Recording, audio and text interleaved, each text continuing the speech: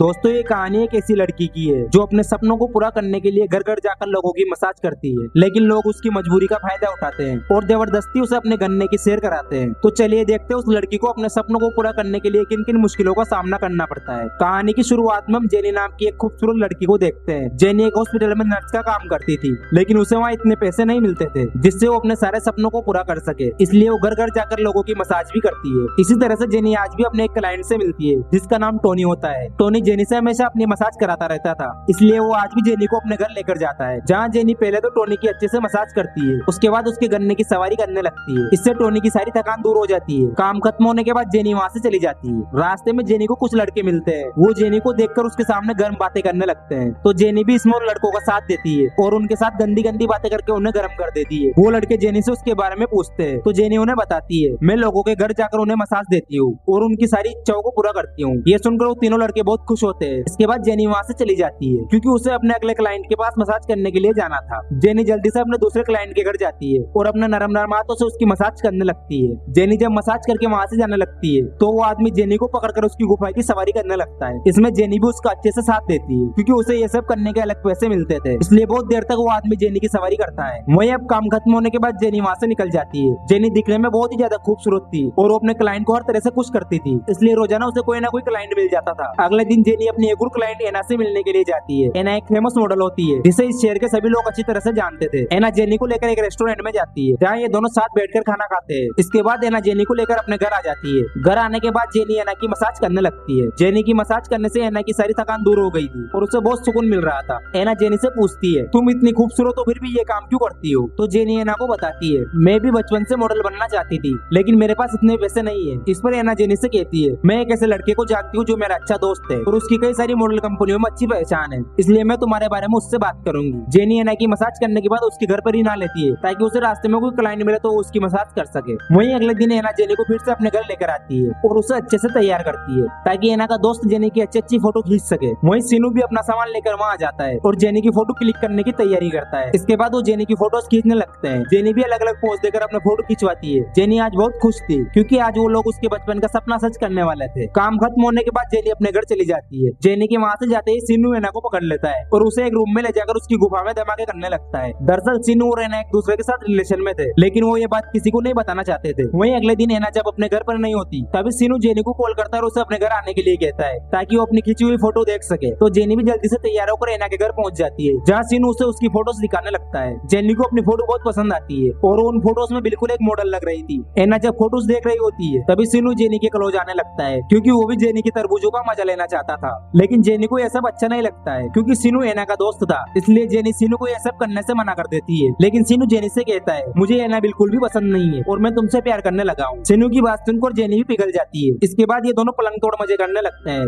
सीनू jenny के साथ अलग अलग तरीके से मजे करता है, मानो वो काफी दिनों से भूखा हो। काम खत्म होने के बाद जेनी वहाँ से नहाकर निकल जाती है। जेनी के जाने के बाद सीनू एक कमरे में जाता है जहाँ वो एक वीडियो देखता है। दरअसल सीनू ने उनके पूरे घर में कैमरे लगाए हुए थे, इसलिए सीनू ने अभी जो भी जेनी के साथ किया था वो उसने सब कुछ रिकॉर्ड कर लिया था। वही रात के समय एना जब अपने घर आती है तो सीनू को सोते हुए देखकर उसी कमरे में जाती है जहाँ वीडियो देखने के बाद एना को पता चलता है सीनू ने जेनी के साथ मजे किए हैं, इसलिए वो आज इतना थका हुआ है। दरअसल दोस्तों सीनू और एना ऐसे अनजान लड़कियों की वीडियो बनाकर बाजार में बेचते हैं जिनसे इन लोगों को काफी पैसे मिलते थे। वही अब एना और सीनू जेनी को अपने घर पर रहने के लिए बुला लेते हैं और वो उसे अपने साथ बिठाकर खाना खिलाते हैं, जहाँ वो तीनों फिर से जेनी की फोटोज देखने लगते हैं। वही अगले दिन एमा जेनी को मार्केट लेकर जाती है और उसे कुछ शॉपिंग कराती है क्योंकि एमा को अब जेनी की जरूरत थी ताकि वो उसके और वीडियो बनाकर ज्यादा पैसे कमा सके। एना जेनी को बताती है, आज सीनू का बर्थडे है इसलिए हम तीनों साथ मिलकर पार्टी करेंगे। ये सुनकर जेनी भी बहुत खुश होती है और वो एमा से कहती है, सच में आज बहुत मजा आने वाला है। ये दोनों जब आपस में बातें कर ही रही होती है तभी वहाँ कुछ लोग आते हैं जो दूर से ही एमा और जेनी पर नजर रखे हुए थे। वहीं हम रात का सीन देखते हैं जहाँ ये तीनों सीनू की पार्टी का प्रोग्राम स्टार्ट करते हैं और ड्रिंक करने लगते हैं। ये लोग आपस में खूब सारी मस्ती करते हैं। सच में ये लोग उससे बहुत प्यार करते हैं। वहीं बातों बातों में सीनू जेनी को एमा को किस करने के लिए कहता है तो जेनी भी बिना कुछ सोचे समझे एमा को किस कर लेती है। ये देखकर सीनू का माहौल बन जाता है, इसलिए वो एमा और जेनी को पकड़कर एक साथ दोनों की गुफा में धमाके करने लगता है। इससे जेनी को भी बहुत मजा आता है। सीनू बारी बारी करके इन दोनों की प्यास बुझाता है। इसी तरह से कुछ दिन बीत जाते हैं। एक दिन टोनी जेनी से मिलने के लिए आता है क्योंकि वो जेनी को अपने साथ घर लेकर जाना चाहता था ताकि वो अच्छे से उसकी मसाज कर सके, लेकिन जेनी टोनी को उसके साथ चलने से मना कर देती है और कहती है, मुझे अभी पढ़ाई करनी है इसलिए मैं तुम्हारे साथ नहीं चल सकती हूँ। ये कहकर जेनी वहाँ से चली जाती है। जेनी के वहाँ से जाने के बाद टोनी के पास वही लोग आते हैं जो जेनी और एमा के ऊपर नजर रखे हुए थे। टोनी जब उन लोगों से उनके बारे में पूछता पूछता है तो वो उसे बताते हैं हम पुलिस है और हम लोग जेनी के ऊपर नजर रखे हुए हैं, क्योंकि जेनी जिन लोगों के साथ काम करती है वो लोग मासूम लड़कियों की गंदी वीडियो को शूट करते हैं और उन्हें मार्केट में बेचते हैं, इसलिए हम उन लोगों को रंगे हाथों पकड़ना चाहते हैं। वही रात के समय जेनी जब अपने घर आती है तो उसे वहाँ पुलिस ऑफिसर मिलते हैं। ये सब देखकर जेनी पूरी तरह से हैरान हो जाती है। पुलिस ऑफिसर जेनी को बताते हैं तुम जिन लड़कों के साथ काम करती हो वो तुम्हें धोखा दे रहे हैं, क्योंकि वो लोग तुम्हारी गंदी वीडियो बनाकर मार्केट में बेचते हैं। जेनी को पुलिस ऑफिसर की बातों पर विश्वास नहीं होता तो वो लोग जेनी को एक होटल में लेकर जाते हैं और वहाँ उसी आदमी से मिलाते हैं जिसे एमा और सिनो ने जेनी की वीडियो बेची थी। ये सब जानकर जेनी की हालत खराब हो जाती है। वही पुलिस ऑफिसर जेनी को अपने पास बुलाता है और उसे कहता है मैंने सुना है तुम बहुत अच्छे से मसाज करती हो, मुझे भी अपनी मसाज करवानी है। जेनी समझ जाती है जेक उससे क्या चाहता है। इसके बाद जेक जेनी को लेकर एक रूम में जाता है जहाँ जेक जब अपने फोन में किसी से बात कर रहा होता है तभी मौका पाकर जेनी अपने फोन में वीडियो चालू कर देती है और उसे एक जगह रख देती है। इसके बाद वो अपने कपड़े उतारकर जेक की मसाज करने लगती है, लेकिन जेक जेनी के ऊपर गन रखकर जबरदस्ती उसकी गुफा के मजे लेने लगता है। काम खत्म होने के बाद जेक वहीं आराम से सो जाता है, लेकिन जेनी चुपके से जेक की गन निकालकर वहाँ से निकल जाती है और जेक को उसका वीडियो बेचकर उसे धमकी देती है अगर उसने उसके साथ ये सब दोबारा किया तो उसका वीडियो वायरल कर देगी। वहीं दूसरी तरफ एमा और सिनु जब अपने घर आते हैं तो उन्हें वहाँ पुलिस वाले दिखाई देते हैं। ये देखकर वो दोनों वहाँ से भाग जाते हैं। अगले दिन रात को एमा और सिनु फिर से अपने घर आते हैं और अपना सारा सामान पैक करते हैं और यहाँ से निकल जाते हैं। इसी तरह से कुछ दिन बीत गए थे।